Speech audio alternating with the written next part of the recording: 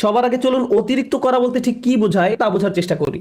নিশ্চয়ই যারা সীমা অতিরিক্ত করে আল্লাহ তাদের ভালোবাসেন না, কিন্তু আমরা সবাই জানি আল্লাহ আজ্জা ওয়া জাল্লা কোরআনে কাফির বা অকৃতজ্ঞদের নিন্দা করেছেন। আল্লাহ আজ্জা ওয়া জাল্লা তাদেরও সমালোচনা করেছেন যারা মুনাফিক এবং শিরকে লিপ্ত। কিন্তু কোরআনে ব্যাপকভাবে আলোচিত আরেকটি দল সম্পর্কে আমরা তেমন কোনো কথা বলি না, তারা হলো মুসরিফিন। প্রসঙ্গত আপনাদের অবগতির জন্য বলছি, সহজ কথায় মুসরিফিন হলো যারা সীমার অতিরিক্ত, প্রয়োজন অতিরিক্ত বা মাত্রাতিরিক্ত কিছু করে। ফেরাউনের জন্য এই পরিভাষাটি ব্যবহার করা হয়েছিল। কোরআনে বলা হয়েছে ওয়া আন্নাল মুসরিফিন হুম আসহাবুন নার, এবং সীমা লঙ্ঘনকারীরাই জাহান্নামী। তাই এটা আসলেই কঠিন একটা শব্দ। যারা অতিরিক্ত করে, মাত্রাতিরিক্ত করে, আর বেশি বা অতিরিক্ত করার বিভিন্ন পর্যায় রয়েছে। আল্লাহ তাআলা কোরআনে একজন নবীর উদ্ধৃতি দিয়েছেন যখন তিনি তার সম্প্রদায়কে উদ্দেশ্য করে বলছিলেন ওয়ালা তুতিউ আমরাল মুসরিফিন, এবং তোমরা সীমালঙ্ঘনকারীদের নির্দেশের আনুগত্য করো না। সুতরাং দেখা যাচ্ছে সীমার অতিরিক্ত করা একটা ঘৃণিত খারাপ গুণ, আর বিষয়টা উপলব্ধি করা গুরুত্বপূর্ণ।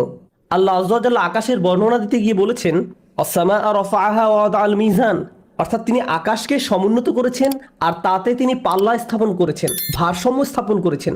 মানে হলো পৃথিবী, চন্দ্র, সূর্য সব কিছু তার নির্দিষ্ট জায়গায় ভারসাম্যপূর্ণ উপায়ে স্থাপন করা হয়েছে। দিন রাতের সাথে ব্যালেন্স রক্ষা করে চলে।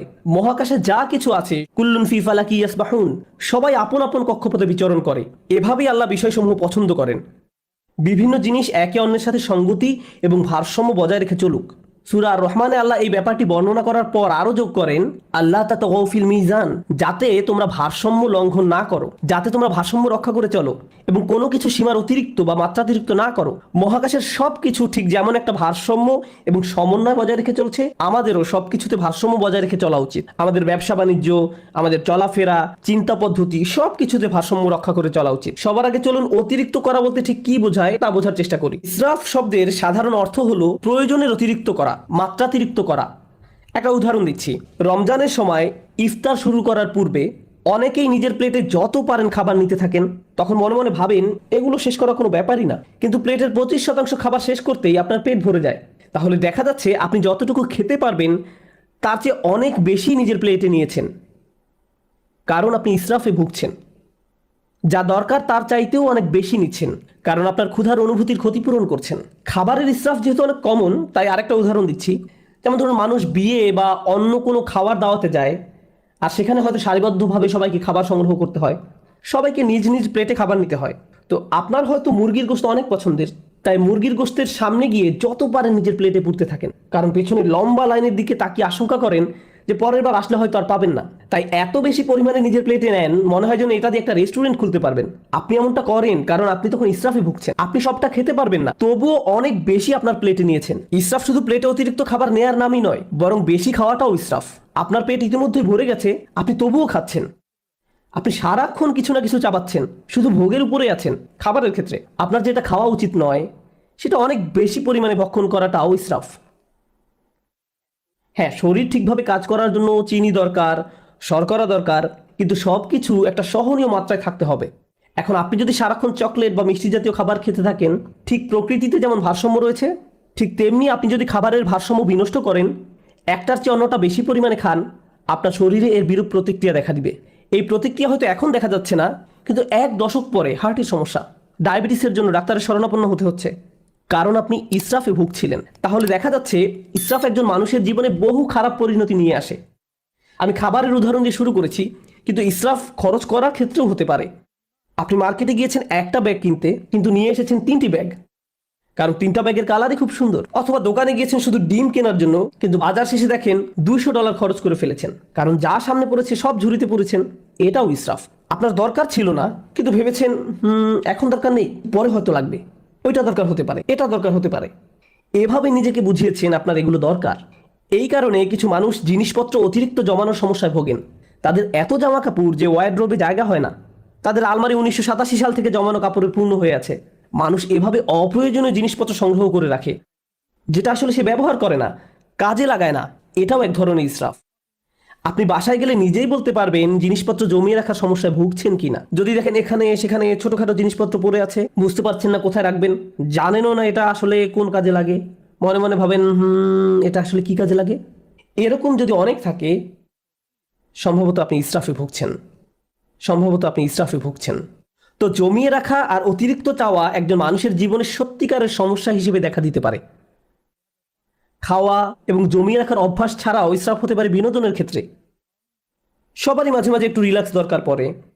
সোশ্যাল মিডিয়ায় কিছু একটা দেখা, কোথাও ঘুরতে যাওয়া বা কিছুক্ষণ খেলাধুলা করার মাধ্যমে একটু আধটু বিরতি নিতে পারেন, এটা সমস্যা না।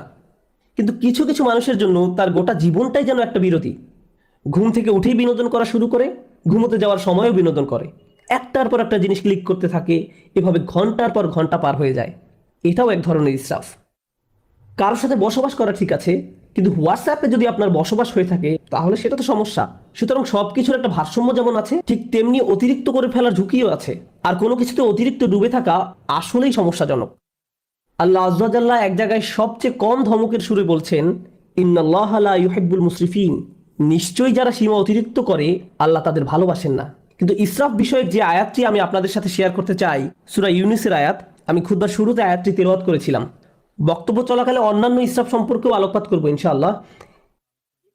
এখানে যে ব্যাপারটি তিনি তুলে ধরেছেন তা কোরআনের আরও কিছু জায়গাতেও আলোচনা করা হয়েছে। তিনি বলছেন, মানুষ যখন কঠিন কোনো পরিস্থিতিতে পড়ে যায়, সেটা অর্থনৈতিক কোনো সমস্যা হতে পারে, স্বাস্থ্যগত কোনো সমস্যা হতে পারে, পারিবারিক কোনো সমস্যা হতে পারে, ধর্মীয় সংকট হতে পারে, যে কোনো ধরনের সংকটই হোক না কেন, যা মানুষের উপর পতিত হয়, দাআনা লিজানবিহি আও কাঈদান আও কাঈমান, তখন সে আল্লাহকে ডাকতে থাকে, ইয়া আল্লাহ, আমাকে এই পরিস্থিতি থেকে বাঁচিয়ে দিন। একমাত্র আপনি আমাকে এখন বাঁচাতে পারেন। আমি সব উপায়ে চেষ্টা করেছি, আমাকে সাহায্য করার আর কেউ নেই একমাত্র আপনি ছাড়া। যে ব্যক্তি দাঁড়িয়ে বসে শয়নে আল্লাহকে ডাকতে থাকে, ইয়া আল্লাহ, আমার এই সমস্যাটা দূর করে দিন, আমাকে সাহায্য করুন, আমাকে সাহায্য করুন, আমাকে সাহায্য করুন, তখন সে বেপরোয়া হয়ে আল্লাহকে ডাকতে থাকে। ফালাম্মা কাশাফনা আনহু দুররাহ, তারপর যখন আমি তার সেই কষ্ট দূর করে দেই, মাররান কাআল্লাম ইয়াদউনা, তখন সে এমনভাবে চলতে থাকে মনে হয় যেন তাকে কোনো দুঃখ কষ্ট স্পর্শ করার কারণে সে আমাকে ডাকেইনি। তাহলে দেখা যাচ্ছে যখন আপনি কোনো সমস্যায় পতিত হন তখন বেপরোয়া হয়ে আল্লাহকে ডাকতে থাকেন, কিন্তু আল্লাহ তাআলা যখন সমস্যাটি সমাধান করে দেন তখন পূর্বাবস্থায় ফিরে যান। তখন আমরা এমন আচরণ করি মনে হয় যেন আমরা আল্লাহর নিকট কোনো প্রার্থনা করিনি, আমাদের চোখ থেকে অশ্রু নির্গত হয়নি, কিন্তু আমরা ঠিকই তখন কেঁদেছিলাম। আর এখন আমাদের কষ্ট দূর করে দেওয়ার পর আমরা আল্লাহকে ভুলে গিয়েছি, নিজের মতো করে জীবনে চলা শুরু করেছি। আপনাদের মনে প্রশ্ন আসতে পারে যে এর সাথে তাহলে ইসরাফের সম্পর্ক কি? মনে হচ্ছে এর সাথে ইসরাফের কোনো সম্পর্ক নেই, কিন্তু আল্লাহ যেভাবে এই আয়াতের সমাপ্তি টেনেছেন তার সাথে এর সম্পর্ক রয়েছে। কাযালিকা যুয়্যিনা লিল মুসরিফিনা মা কানু ইয়ামালুন, এভাবেই যারা সীমার অতিরিক্ত করে তাদের জন্য তাদের কাজকর্মগুলোকে চাকচিক্যময় বানিয়ে দেওয়া হয়েছে। এই আয়াতটি আমাদের জীবনের খুবই গোপন একটা বিষয় সম্পর্কে জানান দিচ্ছে।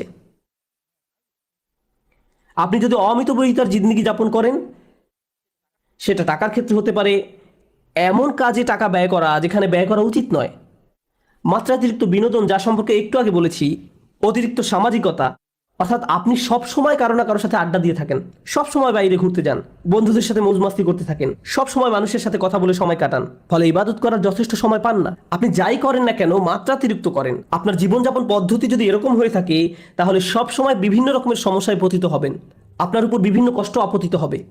আপনারা যেহেতু পুরুষ, তাই পুরুষদের নিয়ে একটা উদাহরণ দিই। একজন পুরুষ হিসেবে আপনার উপর বিভিন্ন রকমের দায় দায়িত্ব আছে। আপনার বাবা মায়ের প্রতি দায় দায়িত্ব আছে, ভাই বোনের প্রতি দায়িত্ব রয়েছে, আপনার স্ত্রীর প্রতি দায়িত্ব রয়েছে, আপনার সন্তান সন্ততির উপর দায়িত্ব রয়েছে, তার উপর রয়েছে ধর্মীয় দায় দায়িত্ব, চাকরির দায় দায়িত্ব, অর্থনৈতিক দায় দায়িত্ব, বন্ধু বান্ধবের খোঁজ খবর নেয়া, নিজের শরীর ঠিক রাখা সহ নানান রকমের ব্যাপার চারিদিক থেকে প্রতিনিয়ত আপনাকে টানছে। এখন কেউ যদি সিদ্ধান্ত নেয় যে সে সব কিছু ভুলে শুধু তার স্বাস্থ্যের উন্নতি নিয়ে পড়ে থাকবে, পাল্লাটা এখন একদিকে নামিয়ে দিয়েছে, সে হয়তো ভালো স্বাস্থ্য অর্জন করবে ঠিকই, কিন্তু জীবনের অন্যান্য ব্যাপারগুলো তার জন্য নানান রকম সমস্যা বয়ে নিয়ে আসবে। অথবা কেউ বললো আমি শুধু আমার সন্তানদের যত্ন নিব, বাবা মায়ের কথা ভুলে যাব, তাদের কথা ভুলে যান, তাহলেও আপনার জীবনে বহু সমস্যা দেখা দিবে। তাই আমরা যদি একটা ব্যাপারের কুরবানি দিয়ে অন্য ব্যাপারগুলো নিয়ে পড়ে থাকি, সব সময় কিছু না কিছু থাকবে যা আপনার মনোযোগের দাবি জানাবে, যার ভারসাম্য রক্ষা করা প্রয়োজন। প্রতিবার যখন আমরা একটা কিছু অতিরিক্ত পরিমাণে করি, এর মাধ্যমে আমরা আসলে অন্য আরেকটা ব্যাপারকে অগ্রাহ্য করি, বঞ্চিত করি, কিছু একটার অধিকার আমরা অস্বীকার করি। ফলশ্রুতিতে আমাদের জীবন পথে নানান রকম সমস্যা এসে জড়ো হয়। তারপর আমরা আমাদের সমস্যা দূর করে দেওয়ার জন্য আল্লাহর কাছে দোয়া করি। আমরা যখন কোনো কষ্টকর সময় পতিত হই তখন একটি বিষয় আমরা পরীক্ষা করে দেখতে পারি, কোথায় আমি অতিরিক্ত কিছু করেছি, কোন কাজে আমি বেশি আচ্ছন্ন হয়ে পড়েছিলাম, কোন ব্যাপারটা আমি উপেক্ষা করেছি আর কোন ব্যাপারটায় আমি অতিরিক্ত মনোযোগ দিয়েছি। আমি কি কোনো কিছুতে বেশি করে ফেলেছি? এজন্যই কি আমি সমস্যায় পড়েছি? যে ভারসাম্য থাকার কথা ছিল সেটা হারিয়ে ফেলার কারণেই কি এমনটা হয়েছে? অতএব এটা আসলে আমাদের ধর্মের অন্যতম একটা মূলনীতি, খুবই শক্তিশালী একটা মূলনীতি।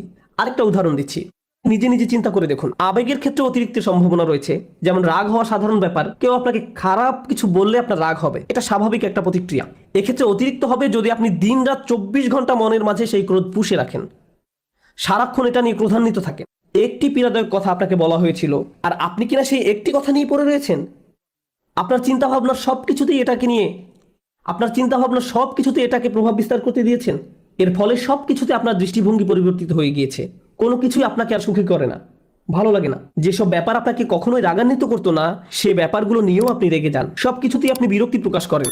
এমনটি যখন ঘটে তখন আপনার আশেপাশের প্রিয়জনরা এর ফলে কষ্ট পায়। সুতরাং ধারাবাহিক একটা প্রতিক্রিয়া শুরু হয় এবং আপনি নিজেই একটা কষ্টে পতিত হন। কারণ একটা অনুভূতির ক্ষেত্রে আপনি ইসরাফ করেছেন, অনেক দূরে চলে গিয়েছেন। অন্য অনুভূতির ক্ষেত্রেও একই ব্যাপার ঘটেছে। যেমন মজা করা, কৌতুক করা বা মজা করা স্বাভাবিক আচরণ, কিন্তু আপনি যদি সারাক্ষণ হাসি ঠাট্টা করতে থাকেন, শেষে হয়তো কাউকে মনে কষ্ট দিয়ে বসবেন, কোনো কিছুতেই সিরিয়াস হতে পারবেন না। গুরুত্বপূর্ণ কিছু বলা হলো আর আপনি কিনা এটা নিয়ে মশকরা করতে থাকবেন। এর ফলে আপনি অন্য মানুষদের অনুভূতি উপলব্ধি করতে পারছেন না, তাদের প্রয়োজনটা আপনি বুঝতে পারছেন না। তাহলে ইসরাফ একজন মানুষের জীবনে বহু সমস্যা তৈরি করে।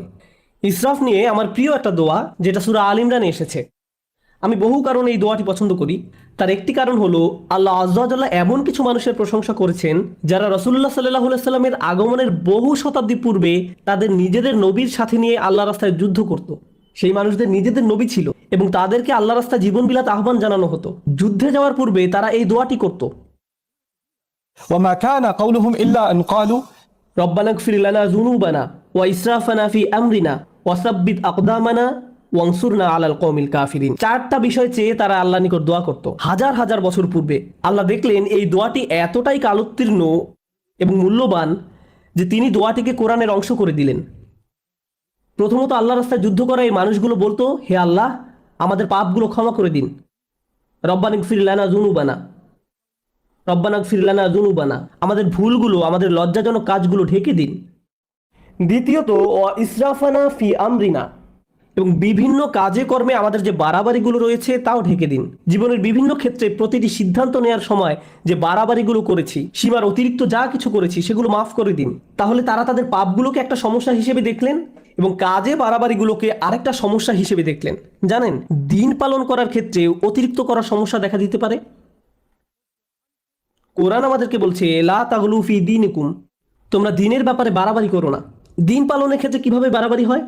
যেমন একজন বলল আমি কোরআন শিখতে চাই, আমি বললাম চমৎকার, খুবই খুশি যে তুমি কোরআন শিখতে চাইছো। সে বলল না, আমি দিনরাত 24 ঘন্টা কোরআন পড়তে চাই।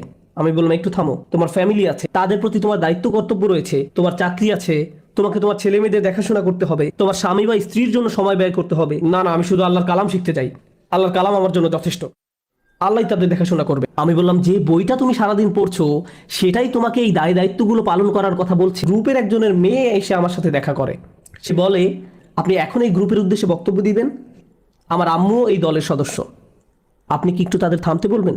আমি বললাম কি? সে বলল কারণ আমি আমার আম্মুকে খুব মিস করি, তার সাথে আমার খুবই কম দেখা হয়, তিনি সব সময় পড়ালেখা করেন, বাসায় থাকলেও তার কানে হেডফোন থাকে এবং বলেন আমাকে ডিস্টার্ব করো না। তিনি কোরআনে শব্দ পড়ায়, ব্যাখ্যা পড়ায় সব সময় ব্যস্ত থাকেন। আমি আশা করছি আপনি এই ব্যাপারে তাকে কিছু বলবেন। জানেন সবচেয়ে ভয়ঙ্কর ব্যাপার কি ছিল? সে আরও বলেছিল আমার মায়ের কারণে আমার এখন আর কোরআন পড়ার কোনো আগ্রহ নেই। তারপর আমি যখন তাদের সামনে কথা বলতে গেলাম, আমি এই মেয়েটি সম্পর্কে কিছুই বললাম না। আমি বললাম চলুন আজকে সবাই মিলে কিছু আয়াত অধ্যয়ন করি। তারপর আমরা কয়েকটি আয়াত পড়লাম, তার মাঝে কয়েকটি আয়াত ছিল ওয়া ইলাস সামাই কাইফা রুফিআত ওয়া ইলাল জিবালি কাইফা নুসিবাত, এবং আকাশের দিকে কি লক্ষ্য করে দেখো না কিভাবে সেটা উঁচু করা হয়েছে, আর পাহাড়ের দিকে কি দেখো না কিভাবে তা স্থাপন করা হয়েছে। তারপর আমি জিজ্ঞেস করলাম আপনাদের কে কে এই আয়াতগুলো অধ্যয়ন করেছেন? সবাই হাত তুলল। তারপর বললাম আপনাদের কে কে পাহাড় পর্বত দেখেছেন? আপনাদের কে কে রাতের আকাশে তারা দেখেন? এমনটা করেছেন কখনো? করেছেন কখনো? তারা বলল না না, আমাদের তো কোরআন পড়তে হবে। কিন্তু সেই কোরআনই তো আপনাদেরকে এসব করতে বলছে। কিন্তু কোরআনেই আফালাম ইয়াসিরু ফিল আরদ, তারা কি জমিনে ভ্রমণ করেনি? তারা কি আল্লাহ সুন্দর সৃষ্টি দেখেনি? আপনারা এই সম্পর্কে পড়তে চান কিন্তু কাজটি করতে চান না। অথচ আল্লাহ বলছেন বাহিরের পৃথিবী দেখার জন্য। অন্য কথা, এমনকি ধর্মীয় কাজে অতিরিক্ত করার সম্ভাবনা থাকে। এটা পরিহাসের ব্যাপার যে মানুষ কোরআন পড়ছে আবার একই সময় কোরআনের নির্দেশনাকে উপেক্ষা করছে। এমনটাও ঘটতে পারে। ইসরাফ আমাদের আবেগের বেলায় ঘটতে পারে। আমি সক্রিয় আবেগ, রাগের ব্যাপারে আগে কথা বলেছিলাম। ইসরাফ কিন্তু নিষ্ক্রিয় আবেগ, যেমন চুপ থাকার ক্ষেত্রেও ঘটতে পারে। যেমন ধরুন, কেউ হয়তো আপনার প্রতি বা আপনার পরিবারের কারো প্রতি অন্যায় করেছে, তখন আপনি ভাবলেন আমার ধৈর্য ধারণ করা উচিত, চুপ থাকা উচিত।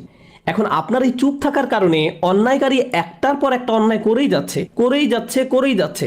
আপনি ভাবছেন আমার ধৈর্যের পরীক্ষা হচ্ছে, আমাকে আরো বেশি চুপ থাকতে হবে। আপনার এই চুপ থাকার কারণে অন্যায় করার পরিমাণ এখন আরো 10 গুণ বৃদ্ধি পেয়েছে। আপনি এখানে ইসরাফ করেছেন। আপনার চিৎকার চেঁচামেচি করার দরকার নেই, আবার ব্যাপারটা নিয়ে অজ্ঞ থাকারও কথা নয়। আপনার তো অন্তত পক্ষে সত্যটা মুখ দিয়ে বলার দরকার ছিল, কালোকে কালো বলার দরকার ছিল, যা সত্যি তা বলা উচিত ছিল। ওয়াতাওয়াসাউ বিল হক বলতে তো এটাই বোঝায়, তারা একে অন্যকে সত্যের উপদেশ দেয়। বিষয়টা যেমন তাকে তেমনই বলা উচিত ছিল। যদি অন্যায় হয়ে থাকে, অন্যায় বলতে হবে, সরি মা, এটা ঠিক নয়, সরি বাবা, এটা ভুল, সরি আমার স্বামী বা স্ত্রী, তুমি ঠিক কাজ করনি। অন্যায় করলে বলতে হবে। আপনি যদি এই কাজটি না করেন, তাহলে আপনি নিজের বিরুদ্ধে ইসরাফ করলেন বা অন্য কারো বিরুদ্ধে করলেন। তাহলে দেখা যাচ্ছে স্থান কাল পাত্র ভেদে ইসরাফ বিভিন্ন। আপনি যদি এই কাজটি না করেন, তাহলে আপনি নিজের বিরুদ্ধে ইসরাফ করলেন বা অন্য কারো বিরুদ্ধে করলেন। তাহলে দেখা যাচ্ছে স্থান কাল পাত্র ভেদে ইসরাফ বিভিন্নভাবে প্রকাশ পেতে পারে। আমি আপনাদের সকল ক্ষেত্রের উদাহরণ দিতে পারবো না। আপনাকে আপনার নিজের জীবনের দিকে সতর্ক দৃষ্টি ফেলতে হবে। কোথায় আমি অনেক বেশি করছি আর কোথায় আমি যথেষ্ট পরিমাণ করছি না, কোন জায়গা থেকে আমি ফোকাস কমিয়ে ফেলেছি। এমনকি ভালোবাসার ক্ষেত্রেও ইসরাফ করতে পারে।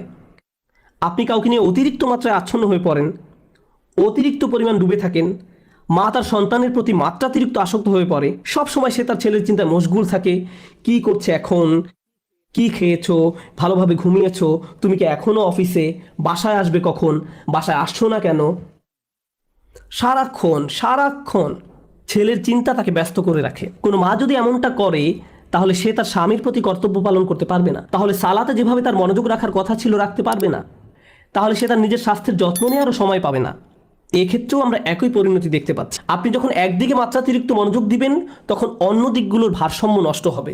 আর এই ভারসাম্য ঠিক রাখা সহজ ব্যাপার নয়। এজন্যই এই দোয়ার কথাগুলো আসলেই তাৎপর্যপূর্ণ। প্রথমে আমরা আল্লাহর কাছে আমাদের গুনাহ মাফের জন্য দোয়া করছি, তারপর আমরা দোয়া করছি আমাদের কাজকর্মে বাড়াবাড়িগুলো ঢেকে দেওয়ার জন্য।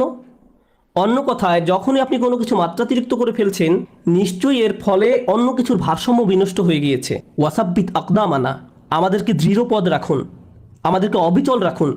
সাব্বিত আকদামানা, পা সুদৃঢ় করুন। আমরা এখান থেকে কি শিখছি? ইসরাফ কি করে?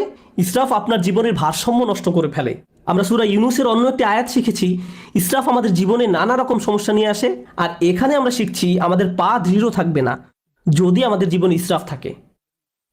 প্রতিবার যখন কিছু আপনি মাত্রাতিরিক্ত করছেন, জীবনের অন্য কিছু তার গতিপথ হারিয়ে ফেলতে পারে। আপনার জীবনে এখন উদ্বেগ উৎকণ্ঠা দেখা দিয়েছে, আপনি সমন্বয় অনুভব করতে পারছেন না। আপনি আপনার অন্তর দিয়ে তা উপলব্ধি করতে পারেন এবং বাইরে থেকেও সঠিক মনে হয়, কিন্তু সবকিছু যখন ভারসাম্য হারিয়ে ফেলে, ঠিকমতো ঘুমাতে পারেন না, মানসিক শান্তি হারিয়ে যায়। আপনার চিন্তা ভাবনার দিকে নজর দিলেই বুঝতে পারবেন ইসরাফ করছেন কিনা। শুধু নিজের চিন্তার দিকে নজর দিলেই, যদি আপনার পা দৃঢ় থাকে এবং যে অবস্থায় আছেন সেখানে যদি নিজেকে নিরাপদ অনুভব করেন, এটা আসলে প্রমাণ করে যে আপনার জীবন থেকে ইসরাফ দূর হয়ে গিয়েছে। রব্বানা গফির লানা যুনুবানা ওয়া ইসরাফানা ফি আমরিনা ওয়া সাব্বিত আকদামানা। সবশেষ, যেহেতু আপনি আপনার জায়গায় অবিচল আছেন, এজন্য অনসুরনা আলাল কওমিল কাফিরিন, আমাদেরকে কাফেরদের মোকাবেলায় সাহায্য করুন। আল্লাহ মানুষদের প্রার্থনার কথাগুলো বর্ণনা করেছেন। যুদ্ধে যাওয়ার পূর্বে আমাদেরকে শক্তিশালী করে তুলুন। এখানে কিভাবে আপনি শক্তিশালী হয়ে উঠবেন? সবার আগে আল্লাহ আপনাকে ক্ষমা করে দিবেন, তারপর আপনাকে অতিরিক্তের ক্ষতি থেকে বাঁচিয়ে দিবেন। ফলশ্রুতিতে আপনি শক্তিশালী হয়ে উঠবেন। আর তাই এখন আপনি শত্রু মোকাবেলা করার জন্য প্রস্তুত। অনসুরনা আলাল কওমিল কাফিরিন। এভাবে গভীর দৃষ্টিকোণ থেকে চিন্তা করলে আমরা বুঝতে পারবো কিভাবে আমাদের জীবনে ব্যালেন্স রক্ষা করব, কিভাবে আমাদের জীবনে ভারসাম্য ফিরিয়ে আনবো। আল্লাহ আযজা ওয়া জাল্লা ইসরাফ সম্পর্কে জিজ্ঞাসা করবেন। আপনাদের কেউ কেউ নিজের ছেলে মেয়েদের ভালোবাসার ক্ষেত্রেও ইসরাফ করেন। আপনি একজনের চেয়ে অন্যজনের প্রতি বেশি ভালোবাসা দেখান। এমনকি আপনি যদি খারাপ ব্যবহার নাও করেন, একজন কাছে আসলে তাকে আদর করে জড়িয়ে ধরেন, চুমু খান, আর অন্যজন কাছে আসলে তাকে দূর থেকে আসসালামু আলাইকুম, তাকে কাছে টেনে নেন না। আপনি তার সাথে খারাপ আচরণ করেননি, কিন্তু তবু এটি ইসরাফ।